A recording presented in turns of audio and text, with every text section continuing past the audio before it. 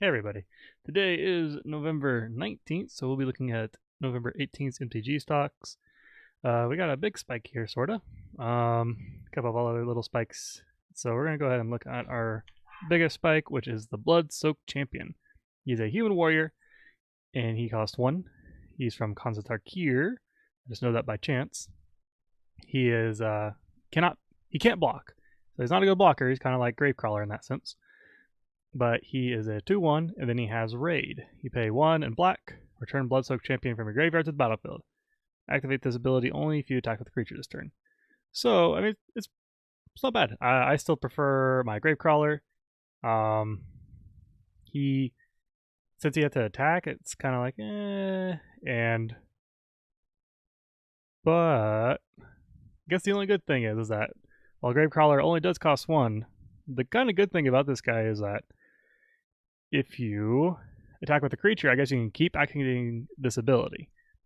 So if you can like have an infinite way to like sacrifice him and make a black and colorless mana, which may be a little bit hard to do, but there's still things out there. Like I think Pitless Plunderer could probably help. Then whatever else. But yeah, it's pretty interesting. It's kind of I've always loved Gravecrawler, so this guy I kind of like this guy as well, but I guess a little bit too late for me to realize that he exists because now he's a little let's see, $4. He'll probably keep going up for some reason too. It's gonna go to the next one, Sword of the Animist. This is a more popular card. A lot of commander decks use it. It's just a very good card. I wish it would go down in price because it's like I want to put this in more decks than just like a very few, because it's, I mean, like $4 or $5 isn't the worst, but putting it in multiple decks is And I know you could just put it like I guess in a book and then proxy it in your deck, but I just like to always make sure to have a full deck, I guess. I don't know, I'm weird. But anyways, it's a 2 colorless legendary artifact equipment. Equipped creature gets +1/+1, but here's the good part. Whenever equipped creature attacks, you may search your library for a basic land and put into play tap, then shuffle your library. So this is actually just great for anything that, like monocolor decks, are awful when it comes to mana ramp unless you're green, basically. Or they can be awful. But this is just really nice. It gets lands out of your deck, and even if you're just attacking with a 1/1 creature, attacking with a 1/1 creature and then sacrificing it more or less and getting a land is great.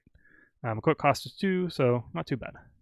And this one I have never seen before, but it's called Belbe's Portal. It's 5 colorless. It's from, Onslaught? I think it's Onslaught. When it comes to play, you choose a creature type. You pay 3 and tap, put a creature card of the chosen type from your hand into play. Oh, that's spooky. How much is this thing right now? Cause yeah, only $3. Not bad. Let's see. I don't know, it's pretty good, at least for a casual deck. Maybe not for super competitive EDH decks or anything like that, but like for dragons and things like that, it could be pretty good. You pay 3 and just put out a 6 dragon or anything that's really hard to cast, in the sense of like maybe costing like 2 blue, 2 red or something weird like that. Or yeah, I like this card. It's I might pick one up maybe. I don't know if I have a specific deck for this right now, but it seems pretty cool. Let's see. Then I kind of like this very old art style and like the mask. So now we have to wonder what's behind the mask. And let's see. So this is Field of Dreams. It costs 1 blue. And Enchant World. That's some old text right there. Let's see. Enchant World is just enchantment. Anyways, the top card of each player's library is always face up. Or I wonder what let's see. I'm sure the text here will tell us. Well, nope. Okay, we can do this. A little bit hectic. Let's see. Players play with the top card of the library's field. Yeah, that's what it would be. Players play with the top card of the library's field. Anyways, I do like how. Oh no! Sneak preview of the commander. Is I do like how these old cards are just kind of like, yeah, whatever. We don't need to really make everything succinct and make it well defined and vocabulary, whatever. But I do like the art on this one a lot.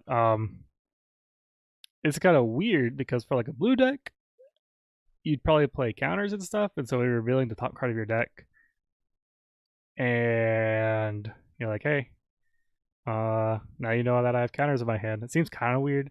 Like for a green deck, it seems fine, but anyways, this one was actually not a price increase. This was a price decrease, I believe. This will be, yep. So this was, see this little star here. I don't know if you've seen this before. If you hover over it, it tells you what it is. It's on the reserve list. The reserve list, if you don't know, is basically a set of cards that Magic way back when said, hey, we will never reprint these cards. So even though this card is like, okay, this is a kind of cool card, but why is it $70 or $80? And that's the reason why, is because it will never be reprinted. So that doesn't mean it's a great card. It's just a rare card, basically. Now this could be a really good card, but I think it's more just rarity. Could be wrong though. I guess it depends on what kind of deck you have. But anyways, so we're gonna go ahead and go to the Commander of the Night. And this one was kind of interesting. I've seen it a few times. It's like I kind of want to make a deck around it. Don't know how viable that is. But this is the Atogatog. He is Wooburg, or white, blue, black, red, green. All colors, basically. He's a legendary Atog, or legendary creature Atog, 5/5. Then he has Sacrifice an Atog. Atog gets +X/+X until end of turn, where X is the sacrifice Atog's power. So from what I learned about Atogs, is they go off of like they want to sacrifice something and then they get more powerful. And so like I feel like if you do the Atog deck, you'll want to make a reanimation deck of some sort and really play off of sacrifices. Like Corvold, for instance, he like whenever you sacrifice a permanent, you get to draw a card. And I'm not saying Corvold should go in this deck, but I think it's the idea of where you want to really make sure to get a lot of value off your sacrifices, or else this won't do anything for you. But so an example of some other Atogs, they'll be like sacrifice an enchantment, gain +2/+2, or something like that. It's not very good unless you can really play off those sacrifices, but I think I found the best Atog on a quick search here, and this is the non-legendary one. We have Chronotog. It is 1 blue, 1/2, and summon an Atog, and skip your next turn. Chronotog gets +3/+3 until end of turn. You may use this ability only once each turn.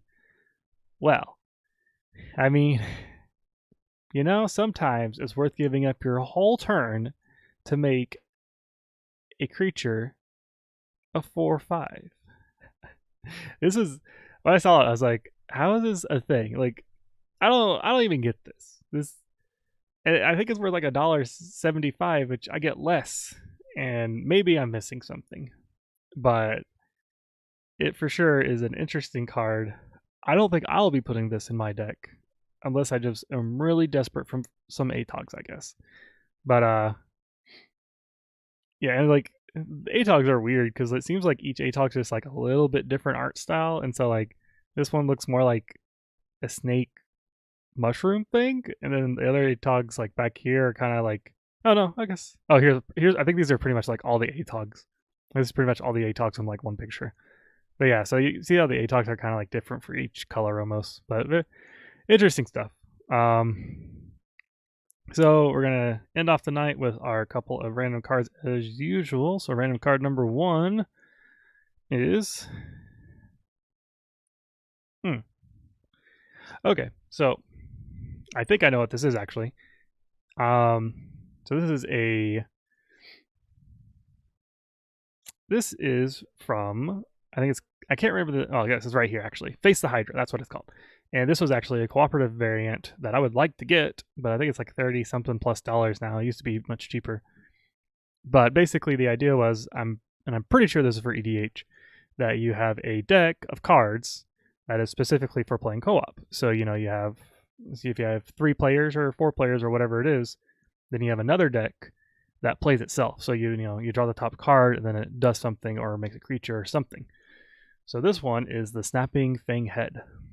He is a token elite creature head At the beginning of the Hydra's instep, it's a 0/8.